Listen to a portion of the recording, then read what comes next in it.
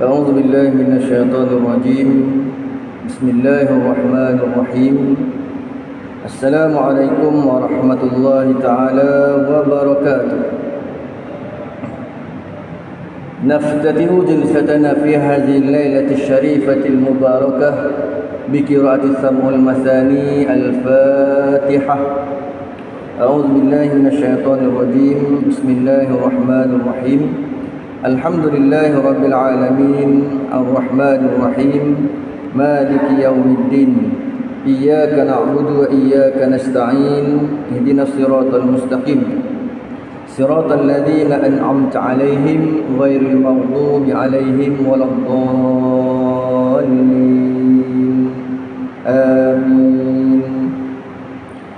إن الحمد لله ثم الحمد لله أشهد ونشهد أن لا إله إلا الله وحده لا شريك له له الملك وله الحمد يحيي ويميت وهو على كل شيء قدير ولا حول ولا قوة إلا بالله العلي العظيم.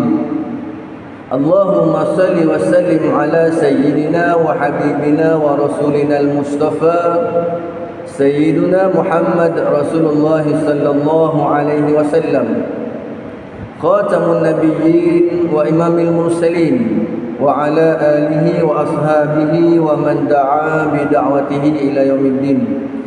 قال رب اشرح لي صدري ويسر لي أمري واحلل عقدة من لساني يفقهوا قولي.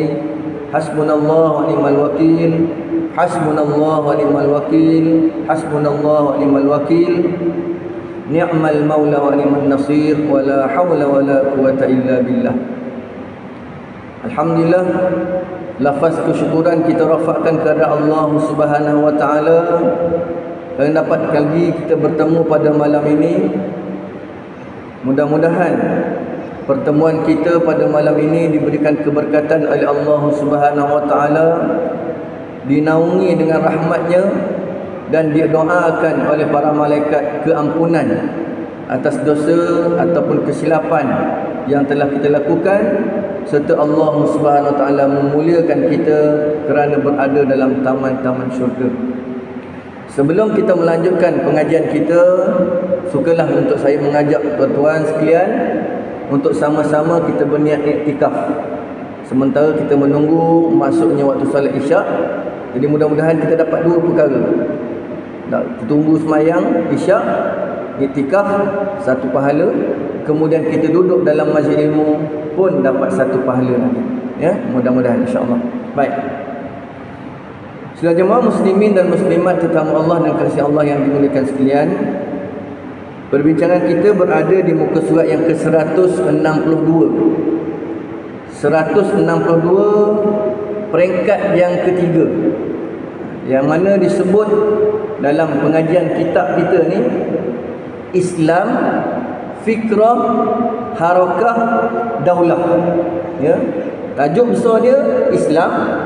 Yang pertama fikrah, nak membentuk kesatuan dan akidah umat Islam terhadap kefahaman Islam. Yang kedua harakah, bagaimana pelaksanaan untuk mencapai suatu matlamat, nak memahamkan umat manusia tentang Islam melalui gerak kerja dakwah yang kita ambil contoh daripada bimbingan baginda Rasulullah SAW dalam menyampaikan maklumat-maklumat tentang Allah, maklumat tentang para rasul, maklumat tentang mukjizat, maklumat tentang kitab-kitab yang Allah SWT turunkan, dan maklumat yang perlu ada bagi seorang yang mengikat janji dengan Allah Subhanahu Wa Taala melalui kalimah syahadah la ilaha illallah, kemudian disusuli dengan perkara yang berkaitan dengan ikatan kita terhadap baginda Rasulullah, wa asyhadu anna Muhammadan Rasulullah. Kemudian yang ketiganya peringkat yang disebut sebagai daulah. Ya, selepas ada fikrah, selepas ada harakah, perkara yang menjadi matlamat Islam ialah untuk membentuk sebuah urus takbir, pemerintahan, kepimpinan yang berlandaskan kepada Islam. Bawa Islam, Nabi bawa umat manusia kepada Islam daripada jemaah yang ramai yang mana kesatuan itu dibentuk di atas dasar keimanan kepada Allah, di atas dasar akidah yang sama, kefahaman terhadap syariat Allah Subhanahu Wa Taala. Maka suatu perkara juga menjadi kewajipan bagi kita umat Islam, ialah untuk mendukung cita-cita Islam dalam melaksanakan perjuangan Islam, iaitu menegakkan daulah Islamiah. Jadi tajuk kita pada malam ini, menegakkan daulah Islamiah. Ya, baik. Muka surat 162. Qala al-musannifu rahimahullahu ta'ala wa nafa'ana bi ulumi fid dharain amin. Perkara yang ketiga, menegakkan daulah Islamiah, yakni negara Islam. Masalah khilafah Islamiah atau daulah Islamiah yang diterjemahkan dengan makna menegakkan negara Islam itu kebiasaannya dipelajari di dalam kitab akidah dan usul oleh para alim ulama. Ini menunjukkan betapa besarnya kewajipan menegakkannya. Hal ini sudah cukup menjadi dalil apabila ianya ditegakkan oleh Rasulullah sallallahu alaihi wasallam, dan ianya menjadi perbincangan utama di kalangan para sahabat radhiyallahu anhum selepas wafatnya baginda Rasulullah sallam, dan menjadi ijma' para ulama, dan lebih dari itu ianya menjadi ijma' para sahabat radhiyallahu anhum. Situ dulu kita pergi sikit-sikit, dia tak boleh straight tu tak, nanti tak faham. Baik, jadi perkara yang pertama, nuktah yang penting untuk kita fahami pada malam ini ialah cita-cita Islam. Bila mana kita berada dalam Islam ini, yang pertamanya nak menyucikan akidah kita. Jadi perjuangan yang pertama Islam ni nak bawa manusia berakidah dengan akidah yang benar. Tetapkan pegangan kita terhadap Allah Subhanahu Wa Taala sebagai Tuhan, sebagai Khalik, pencipta kepada sekalian makhluk. Itu akidah. Nak bawa manusia ni daripada penyembahan terhadap perkara-perkara unsur alam dan sebagainya kepada penyembahan dan pengabdian kepada Allah. Jadi perjuangan yang pertama nak membetulkan akidah umat manusia. Yang keduanya ialah untuk memperkemaskan dan memperkenalkan kepada umat manusia, terutama sekali orang-orang Islam, terhadap hukum hakam Allah Subhanahu Wa Taala. Dah ada suatu pegangan dah dalam diri kita melalui akidah, maka kita berpindah kepada yang kedua, iaitu nak memperkenalkan umat manusia tentang hukum-hukum Allah Subhanahu Wa Taala. Kenapa? Kerana Islam yang dibimbing oleh baginda Rasulullah sallallahu alaihi wasallam ini membawa perintah.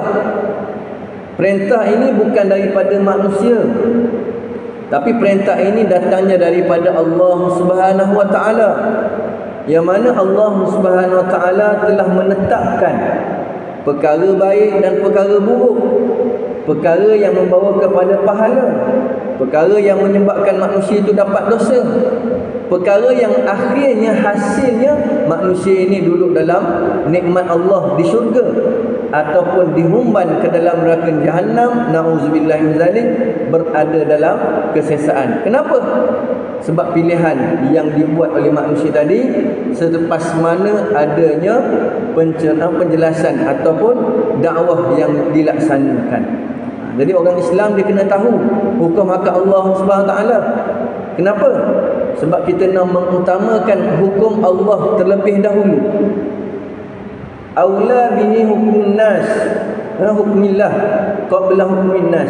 Maknanya kita mendahulukan hukum-hukum yang datang daripada Allah Subhanahu Wa Taala mengatasi hukum manusia. Bukan nak kata hukum manusia itu tak molek. Ada yang molek kita boleh terima. Hak tak molek tu hak kita tak boleh kita terima, tu kita nafikan. Perkara yang menjadi asas keutamaan bagi seorang Muslim yang layak disebut sebagai orang Islam yang sebenarnya ialah kesediaan untuk menerima hukum hakam Allah Subhanahu Wa Taala. Baginda Rasulullah SAW sendiri bila mana diperintahkan oleh Allah Subhanahu Wa Taala untuk melaksanakan gerak kerja dakwah, merupakan suatu perkara yang begitu berat bagi baginda Rasulullah. Namun begitu, apabila disebutkan inilah merupakan perintah Allah, awamirillah, perintah-perintah Allah Subhanahu Wa Taala, maka baginda Rasulullah SAW melaksanakan dengan kesungguhan, dengan keimanan dan keyakinan. Dan yang paling penting dalam kehidupan seseorang, apa yang disebut oleh baginda Rasulullah SAW, ialah pergantungan kita dengan Allah Subhanahu Wa Taala. Jangan kita tinggalkan Allah dalam kehidupan kita. Jangan kita sisihkan ajaran baginda Rasulullah SAW. Sungguh pun ada yang mengaku dengan lidahnya, kami seorang Muslim, tapi belum cukup lagi untuk menyatakan kamu sebagai seorang Muslim yang sejati. Nak jadi orang Islam yang sebenar, selepas mana kita betulkan akidah kita, kita memperkenalkan hukum akan Allah SWT.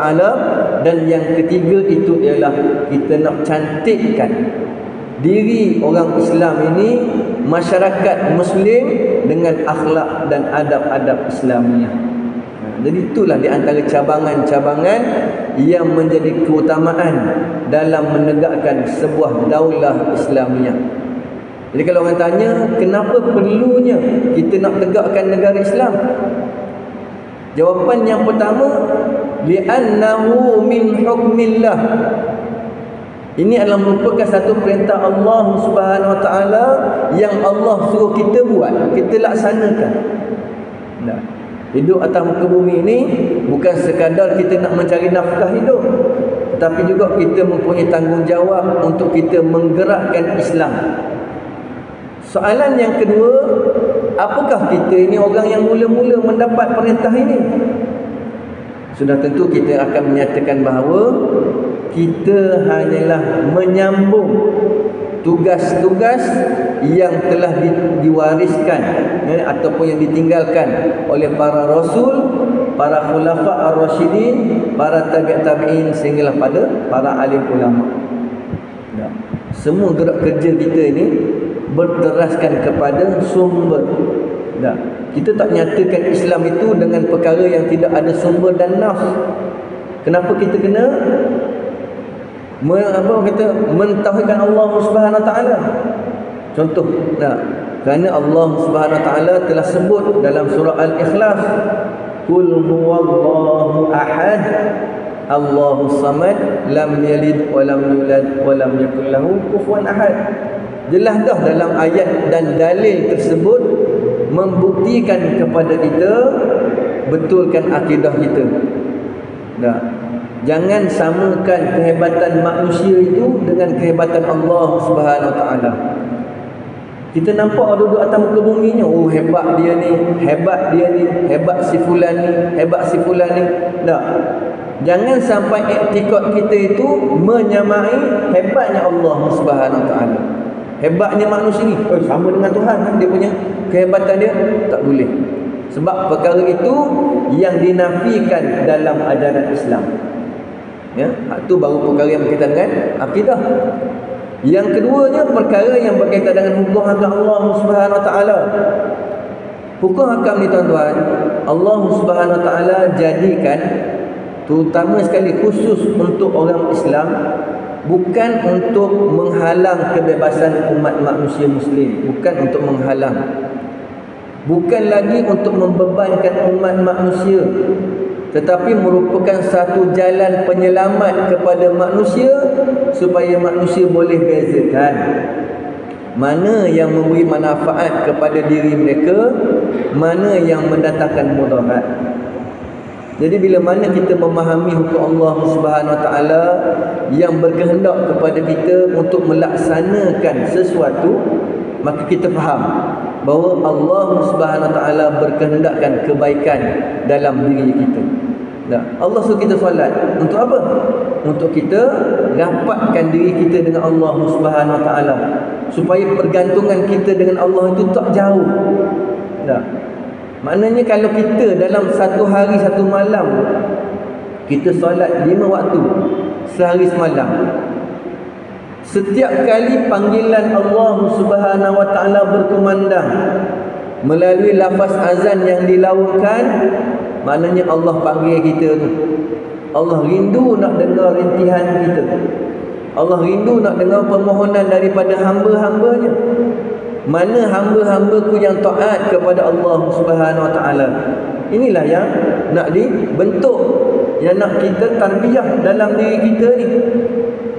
Kalau maknanya perkara yang pertama ini kita boleh laksanakan dengan baik, maka urusan yang berkaitan dengan urus takbir, sama ada dalam keluarga kita, sama ada dalam kehidupan bermasyarakat kita, sehinggalah kepada bernegara, maknanya kita dapat melaksanakan dengan baik. Kenapa?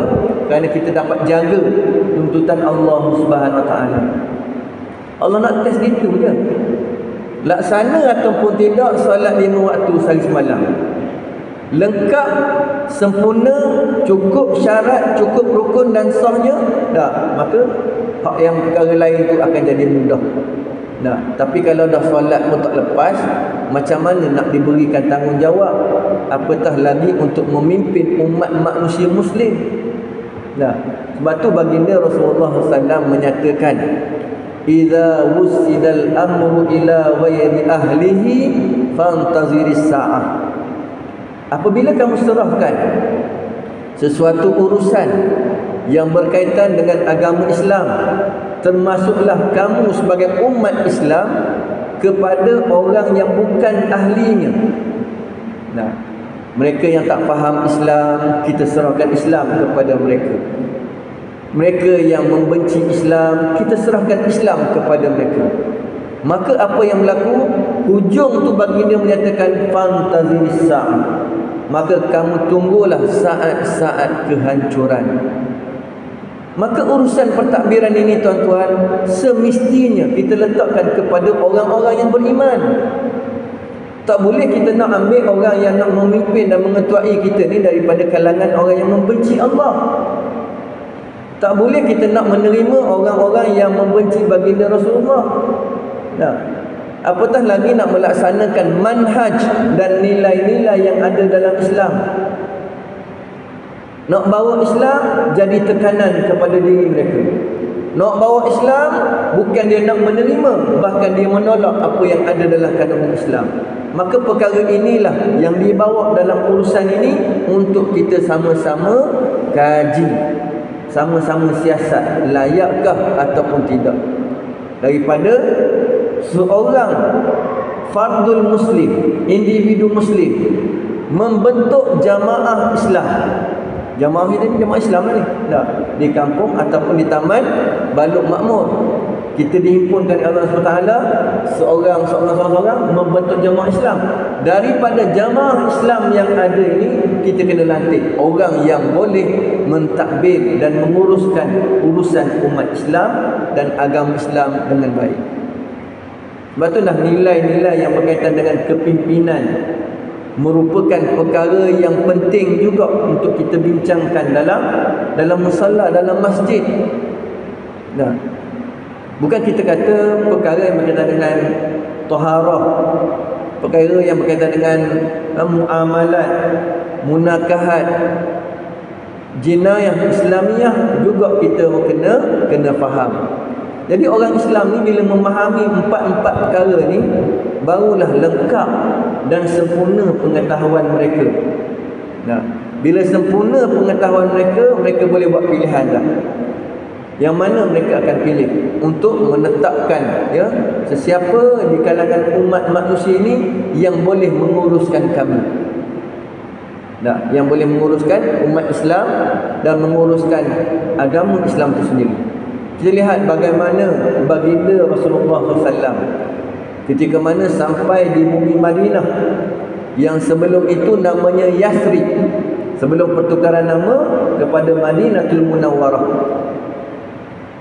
Orang-orang Islam yang yakin kepada kepimpinan baginda Rasulullah SAW tidak ragu-ragu untuk meletakkan kesetiaan, keutamaan kepada baginda Rasulullah SAW untuk memimpin urusan mereka. Jadi urusan umat Islam ini bukan hanya terbentuk kepada golongan Muslim sahaja. Di sana juga adanya peraturan-peraturan yang perlu bagi orang-orang yang tidak Muslim untuk dapat jaminan keselamatan daripada orang Islam. Maknanya ada jaminan. Nah, kok hari ini takut timbul bila mana pemerintahan Islam itu berlaku, maka sudahlah, dah tertutup habis dah orang-orang yang tidak Islam. Tak boleh dah nak melaksanakan kerja agama mereka, tak boleh dah nak merayakan perayaan mereka. Dah, itu merupakan satu tafsiran yang salah. Kenapa? Kerana Islam ini bersifat terbuka. Ajaran Islam, dakwah Islam menyeluruh kepada semua umat manusia. Nah, yang boleh menerima Allah dan Rasul dalam kehidupan mereka dan melakukan perkara-perkara yang diperintahkan oleh Allah Subhanahu Wa Taala, meninggalkan apa yang dilarang oleh Allah Subhanahu Wa Taala, maka golongan ini golongan Muslim. Adapun satu lagi golongan yang tidak mahu menerima Allah Subhanahu Wa Taala sebagai Khaliq, sebagai pencipta mereka, dan tidak mahu menerima ajaran baginda Rasulullah SAW. Nah, dengan menyatakan adanya kepercayaan lain, kita sebut dia non-Muslim, orang yang bukan Islam.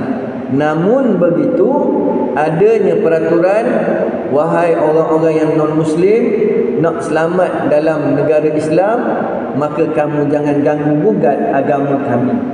Sama-sama kita hormat. Kamu hormat agama kami, kami akan hormat agama kamu.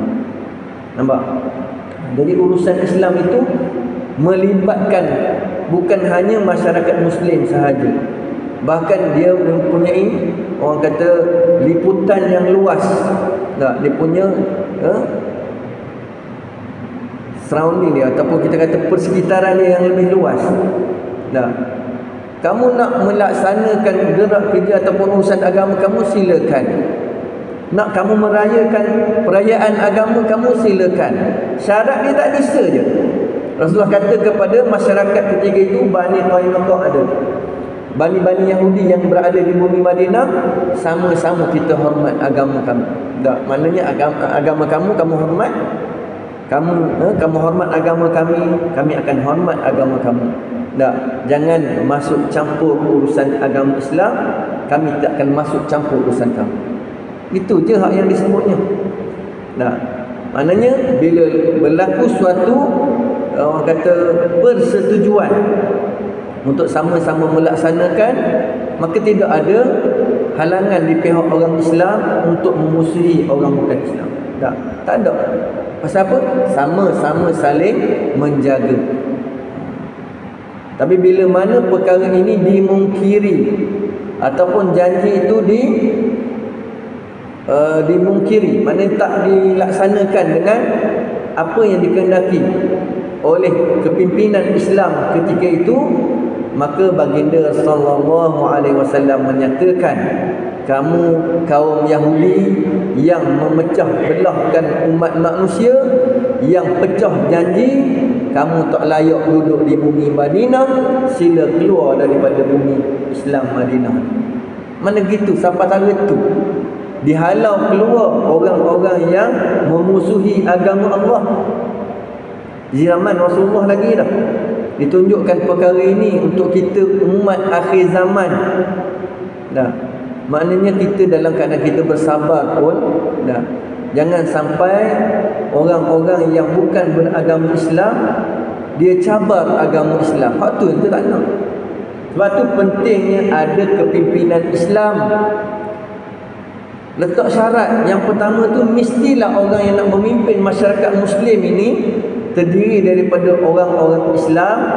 Tambah sikit lagi syarat, yang beriman dengan Allah yang sayang kepada Islam, yang boleh kita kata mengambil berat terhadap permasalahan yang berlaku dalam kalangan masyarakat Muslim. Keutamaan kita itu, yang meletakkan syarat itu Allah, yang bawa perkara itu baginda Rasulullah. Yang kita dapat faham hari ini kenapa perlunya kepada sebuah daulah Islamiah, kerana ulama menjelaskan kepada kita tanggungjawab kita sebagai orang Muslim. Kalau kita nak melaksanakan solat, tiba-tiba ada seorang yang bukan beragama Islam datang kepada kita, beri fatwa kepada kita, tayo solatlah 5 waktu sehari semalam, cukup dengan 1 kali sahaja satu hari. Itu pun tak perlu kepada rukuk, tak perlu kepada sujud. Boleh tak kita terima? Boleh tak kita terima? Seorang orang yang beragama lain, akidahnya akidah lain, datang kepada kita, dia kata stop. Tak payah solat 5 waktu sehari semalam, buat sekali saja. Ambillah mana-mana waktu, kemudian ketika mana kamu solat itu tak perlu rukuk, tak perlu sujud. Boleh terima tak? Ya. Dalam ayat Al-Quran disebut in ja'akum fasikum binaba'in fatabayyanu. Bila mana datang seorang yang fasik kepada kamu, kamu kena siasat. Apakah dia datang ini untuk membereskan agama kamu, maknanya nak tolong bantu agama kita, ataupun mereka datang kepada kita ini untuk merosakkan apa yang ada dalam agama Islam? Kalau datang untuk bantu agama Islam, tidak ada masalah, kita boleh terima. Ya. Tetapi bila mana datangnya untuk merosakkan agama Islam, perkara ini kita perlu bertegas. Hati-hati dengan agenda musuh Islam, kerana hari ini mereka cuba untuk menguasai orang Islam. Kalau orang Islam dia tak sayang kepada agama dia, tak sayang kepada bangsa dia, tak sayang kepada Rasulullah, tak sayang kepada Allah Subhanahu Wa Taala, tak mustahil pada satu hari nanti Islam hanya tinggal nama sahaja. Ya'ti 'alan nasi zamanun la yabqa minal Islam illa ismuhu wa la yabqa minal Quran illa rasmuhu masajiduhum 'amirah wa hiya kharabun minal huda. Hadis baginda Rasulullah SAW yang menceritakan kepada kita tentang peristiwa akhir zaman, di mana baginda SAW bersabda, akan datang satu zaman kepada umat manusia, la yabqa minal Islam illa ismuhu, tidak kekal Islam itu hanyalah pada nama sahaja, jadi kenangan sahaja. Mana orang Islam? Orang Islam tak ada dah, Ustaz. Pasal apa tak ada dah? Sebab orang Islam dia pakat-pakat sokong orang-orang kafir. Kerana nakkan harta dunia, nakkan jawatan, nak pangkat, nak kuasa, nak pengaruh, tak apalah. Aku sokong orang bukan Islam, aku jual agama Islam kepada mereka dengan harga yang murah. Maksud jual harga yang murah ni maknanya kita biarkan Islam itu dipermainkan, diinjak-injak, dihina oleh orang-orang bukan Islam. Orang bukan Islam pun kata, hari ni tak apa, hari ni pun saya akan solat hajat. Hari ni pun saya akan solat hajat. Mempermainkan salah satu perkara yang ada dalam agama Islam. Kalau orang Islam biarkan perkara ini, tak apalah, nak buat macam mana Ustaz? PA dia gitu dah, perangai dia gitu. Tak. Maka kita seolah-olah bersetuju dengan kekufuran yang berlaku. Tak. Setidak-tidaknya hak paling mudah dan paling dhaif lah kita kata, paling naif bagi seorang Muslim menyatakan dengan hatinya, kami tak setuju dengan apa yang dibawa oleh orang-orang yang bukan Islam terhadap apa yang berlaku kepada agama kami. Nak campur tangan dalam urusan Islam, tak. Perkara yang berkaitan dengan syiar Islam tidak dibenarkan untuk dilaksanakan. Azan tak boleh keluar, duduk dalam masjid sahaja, dengar dalam laungan masjid sahaja. Ya. Hari Jumaat tak boleh cuti. Pasal apa tak boleh cuti? Padahal hari itulah merupakan hari kebesaran Islam. Tak boleh. Kena kerja. Pasal apa? Hari itulah yang dapat banyak keuntungan. Dah. Boleh pula cuti hari Ahad. Hari Ahad suka sangat cuti. Siapa dia? Golongan Kristian. Pasal apa? Sebab dia ada hari untuk membesarkan Tuhan dia. Dah. Good Friday, ya, hari pertemuan dia dan sebagainya. Suka sangat dia dapat cuti. Kita pula hak duduk dalam negara Islam, hak kita kata negara Islam, kita tunduk kepada orang-orang bukan Islam. Inilah yang bahana yang berlaku kalau sekiranya orang Islam dia tidak ada roh Islam dalam diri dia. Maka apa yang dibawa oleh pengarang kitab kita ini untuk kita corakkan kembali masyarakat Muslim. Maknanya apa yang menjadi tujuan itu ialah untuk mengembalikan, orang kata, maruah bagi seorang penganut agama Islam terhadap agama dia. Nah, orang agama lain boleh bangga dengan agama mereka, boleh percaya kepada kiai-kiai mereka, boleh percaya kepada pendeta mereka, boleh percaya kepada Tok Sami dan Tok Buddha dan sebagainya. Nah, tetapi ada di kalangan orang Islam dia tak percaya dengan alim ulama yang ikhlas dalam agama dia. Nah, maknanya alim ulama yang kita sebut ni ulama-ulama ikhlas yang nak bentuk balik diri kita ni, nak berani, nak dapatkan suatu apa kata ketetapan dalam siratul mustaqim, perjalanan yang lurus. Nah, kita ni alhamdulillah tuan-tuan, nah, kita dapat bimbingan daripada para alim ulama yang nak kembalikan kita kepada kegemilangan Islam. Zaman kegemilangan Islam sebelum berlakunya kejatuhan Turki Osmaniyah 1924 itu, masyarakatnya gemilang. Kenapa gemilang? Sebab masyarakat Islam, masyarakat Muslim ketika itu menghayati sungguh-sungguh pengajaran-pengajaran yang ada dalam agama. Tak ada komen pun terhadap perkara-perkara yang datang daripada Islam. Maknanya mereka menerima, kemudian mengikuti dan melaksanakan apa yang terkandung dalam ajaran Islam. Nampak? Berbeza dengan zaman kita ni, ada di kalangan umat manusia Muslim, dia datangkan syak wasangka, dia datangkan keraguan. Nah, dia tu, dia duk cakap dengan diri dia tu sebagai orang Islam. Awak nak buat benda sangat kalau nak laksanakan Islam dalam kehidupan. Nanti apa yang awak akan dapat kalau awak duk sibuk dengan perjuangan Islam dan sebagainya? Apa balasan yang kamu akan dapat? Nah, baik kami bersama dengan orang-orang yang nak menghidupkan perkara-perkara dunia. Ni jadinya. Nah, perkara yang menjadi masalah pada hari ini, virus yang cukup berbahaya. Kita kata COVID-19 tu virus dah. Bahaya tak? Bahaya. Nah, tetapi hari ini orang ada cara kalau virus yang menyebabkan akidah manusia boleh rosak. Nak vaksin tidak? Tak ada, biar dulu. Nah, akidah kita sakit, syariah kita tak mahu terima, bahkan akhlak yang dibawa dalam Islam kita menolaknya. Dah buana mak, mu sakit ni, mu tak mau pergi berubat ke? Biar. Macam tu lah rupanya.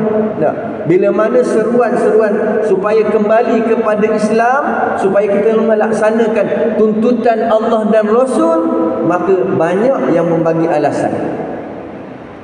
Tak bolehlah ustaz, situ susah, sini susah, perkara ini perlu disiasat, perkara ini perlu dikaji dulu. Berapa tahun nak kaji?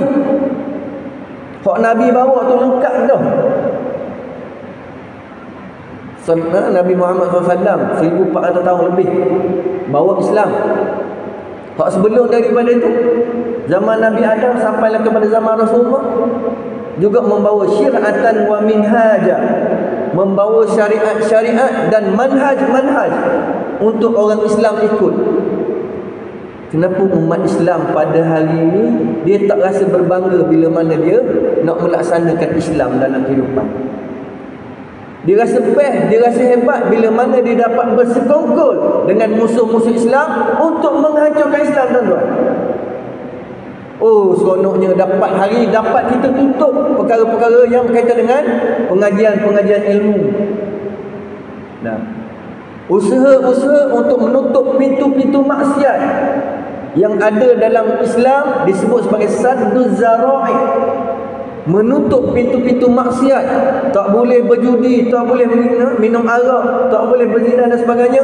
Ada di kalangan orang Islam yang tak setuju perkara ini ditutup. Mu nak sebut apa? Layak ke nak sebut sebagai seorang Muslim bila mana perkara maksiat kita nak buka, sedangkan perkara itu Allah kata tutup. Mana duduknya dalil, tuan? Innama harrama alaikumul maitata waddama wa lahmal khinzir. Nah, Allah tak bagi perkara-perkara yang berkaitan dengan perkara maksiat. Innamal khamru wal maisir wal ansab wal azlam rijsun min amali syaitan. Sesungguhnya arak, judi, tenung nasib, percaya kepada perkara khurafat, nah, merupakan amalan-amalan syaitan. Allah kata dalam ayat tersebut, fajtanibu. Orang-orang yang mengaku Muslim, yang mengaku beriman, kamu kena jauhi. Maknanya arahan Allah di situ untuk apa? Untuk kita tutup pintu-pintu maksiat. Ada di kalangan umat manusia Muslim nak buka perkara ni sebab apa? Nampak keuntungan sahaja. Kalau tak ada judi, tak ada untung. Tak ada arak, tak adalah untung. Nah, tak ada pusat-pusat maksiat dan sebagainya. Rumah-rumah pelacuran. Nah, ada pula rumah pelacuran halal. Ada rumah pelacuran haram. Boleh buat hukum begitu pula. Pasal apa? Yang halal ni ustaz, bila ada lesen, bila pengusahanya dapat lesen, maknanya bolehlah buat maksiat dalam tu. Hak tak bolehnya rumah-rumah pelacuran hak tak ada lesen. Itu bagi hukum orang yang tak ada agama. Kita yang ada agama boleh ke terima perkara tersebut? Boleh ke? Yang ni minum arak ini halal, minum arak ini haram. Apa pula? Sebab ni ada lesen. Kalau dia tak ada lesen, arak macam mana sekalipun tak ada halal, dia haram saja hukum dia. Tapi ada yang bangkit menentang. Kami nak teruskan usaha-usaha untuk judi. Kami nak teruskan supaya adanya lebih banyak kilang-kilang Allah. Masya Allah. Apa nak jadi? Kalau orang kafir itu kita maklum dah, memang agenda mereka untuk merosakkan umat Islam. Betul tak? Tapi kita orang Islam yang kita duk mengaku Allah sebagai Tuhan, Muhammad sebagai Rasul, siap dengan nama Madani lagi. Minta maaf kan? Kita menyokong perkara kebatilan dan kita menutup pintu-pintu kebaikan. Macam mana yang kita nak kata? Kalau sekiranya pada hari ini kita biarkan suatu urus takbir, nak takbir orang Muslim, biarlah orang yang tak Muslim yang akan takbir kita. Boleh terima tak? Boleh terima tak? Orang pada makmum nak tanya secara ikhlas. Mari tanya dah dekat idaman bayu. Dah. Maknanya kalau kita mempunyai iman, kita ada hati nurani dan kita ada akal dan minda yang waras, kita akan nyatakan bahawa kami tak akan serahkan urusan untuk memimpin orang-orang Islam kepada orang bukan Islam. Boleh faham tak tu? Boleh faham? Okey. Jadi perkara yang disebut ini menunjukkan betapa besarnya kewajipan orang Islam. Hukum dia jadi wajib. Kalau dalam negara tu tak ada orang kafir, maka hukum dia fardu kifayah. Laksanakan Islam, tidak ada pertentangan, teruskan.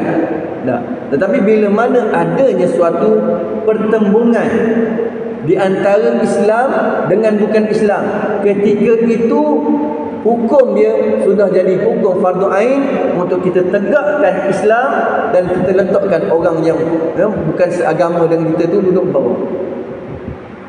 Dalil lagi. Allah berfirman dalam surah At-Taubah, wa ja'ala kalimatal ladzina kafaru sufla wa kalimatullahi hiyal ulya. Tuan-tuan cek dalam surah Taubah, tengok ada dalam surah Taubah. Maknanya apa? Allah Subhanahu wa taala perintah kepada kita supaya kita bersungguh-sungguh dalam agama. Nah, bukan main-main dengan perkara agama. Rasa nak buat kita buat, rasa nak tinggal kita tinggal. Kalau dah kita alpa, kita tinggalkan perkara yang berkaitan dengan agama, tak ada pun rasa nak bertaubat kepada Allah SWT. Tapi bila mana Allah menyatakan sungguh-sungguhlah kamu dalam agama Islam, dalam agama yang dipilih oleh Allah SWT, ja'ala kalimatullahi hiyal ulya. Kamu nak angkat kalimah Allah, kamu nak utamakan perkara yang berkaitan dengan Islam dalam kehidupan kamu.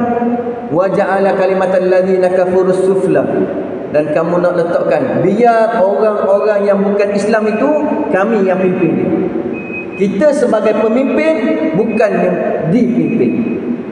Pernah buat satu forum, tajuk dia Islam memimpin bukan dipimpin. Panjang cerita. Nah, maknanya di situ noktah penting yang kita nak ambil ialah orang kata kehebatan orang-orang Islam ini bila mana mereka dapat laksanakan tuntutan Islam dalam kehidupan. Bermula daripada institusi kekeluargaan mereka, masuk kepada kejiranan, masuk kepada taman, kuliah dan sebagainya, sehinggalah kepada perkara yang berkaitan dengan persoalan kenegaraan. Mana kita kena bincang juga dalam sesi-sesi kuliah, memberi faham tentang pentingnya ada kepimpinan Islam dalam kehidupan. Nah, hak lain tu tak ada masalah, terimalah. Tak. Cerita tentang taharah, solat macam mana boleh sobatan, tak ada masalah. Jual beli, ya, cerita bab munakahat, cerita bab nasab dan sebagainya, keturunan. Dan kita kena ceritakan juga perkara-perkara yang menjadi hukum hakam, terutama sekali yang keempat tu, hukum kanun jinayah syar'iyah. Perkara yang berkaitan dengan janayah. Nah, banyaklah perkara-perkara tu. Ya, sehingga memungkinkan ya, kita dapat melaksanakan Islam dengan sempurna. Sebab tu perlu adanya kepimpinan Islam. Kemudian syaratnya yang seterusnya ialah orang yang beriman. Kenapa penting tuan-tuan? Sebab dengan adanya kepimpinan Islam, kita boleh tahu tanggungjawab kita atas muka bumi di dunia Allah SWT ni, sebelum kita berpindah alam daripada alam dunia kepada alam akhirat. Nak melangkah kita ni suatu permusafiran yang jauh daripada dunia ke akhir hidup kita ni. Hak tu sebahagian daripada tempoh dia, kan? Bila masuk ke dalam alam barzah, perjalanan dia lama lagi daripada perjalanan hidup dunia. Tok nenek moyang kita berapa lama dah meninggal? Ada 60 tahun dah. Sama dengan umur aku dah sekarang ni, 60 tahun. Dah. Maknanya lama dah tok nenek moyang kita tu meninggalkan kita. Nak sampai ke hari yang dikatakan Yaumul Mahsyar, Yaumul Qiyamah. Siapa dapat tahu berapa tempoh dia nak sampai sini? Ada orang tahu? Tak ada. Rasulullah sendiri bila ditanya, yas'alunaka 'anis sa'ah qulis sa'atu min amrillah. Bila ditanyakan kepada Rasulullah, wahai Muhammad, ceritakan kepada kami bilakah berlakunya hari kiamat. Maka Rasulullah menyatakan bahawa itu urusan Allah SWT. Jadi perjalanan kita tu jauh. Jadi nak melalui satu perjalanan yang jauh, maka kita hidup di atas muka bumi ini nak dapat panduan, nak dapat hidayah. Ibarat orang yang orang kata cacat penglihatan, perlu kepada bantuan. Dapat tongkat, dia boleh teka kat mana. Nah, dia boleh rasa, ya. Dapat lagi dorongan, dah dapat tongkat, dapat dorongan pula, mari orang tolong bawa, ya. Orang ni pula jujur untuk membantu. Selamat tak dia? Dia buta, dapat tongkat. Dan orang yang bantu dia untuk bimbing dia tu, daripada orang-orang yang ikhlas menyelamatkan dia sampai dia ke tempat yang dia tuju. Begitulah bayangannya. Nah, ya. Kalau kita buta tetapi kita tidak ada bantuan, bahkan orang yang nak bantu kita pula yang suka lebong kita. Tahu lebong? Yang suka buat bohong, yang suka tipu dalam perkara agama, yang suka tipu dalam urusan bermasyarakat dan sebagainya, dia bawa kita kepada perkara yang tak baik. Siapa yang rugi? Kita sendiri yang rugi. Maka nak dapatkan keselamatan, bila mana Allah dah menyatakan ambillah daripada pengajaran yang dibawa oleh baginda Rasulullah SAW. Kalaupun baginda sudah wafat, sudah tidak ada di atas muka bumi ini, dia akan sampai kepada kita. Apa peringkat dia?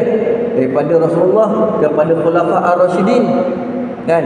Sayyidina Abu Bakar As-Siddiq, Sayyidina Umar Al-Khattab, Sayyidina Uthman, Sayyidina Ali, kemudian Khulafa Ar-Rasyidin, sampailah kepada kita melalui para alim ulama. Nah, sebab tu kita kena dekatkan diri dengan para alim ulama. Nah, ya.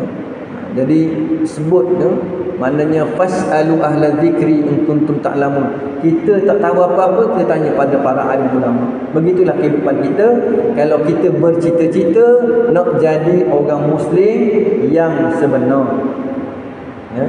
Banyak dah tulis yang saya sebut pada malam ini sebagai suatu pembuka kesedaran kepada kita.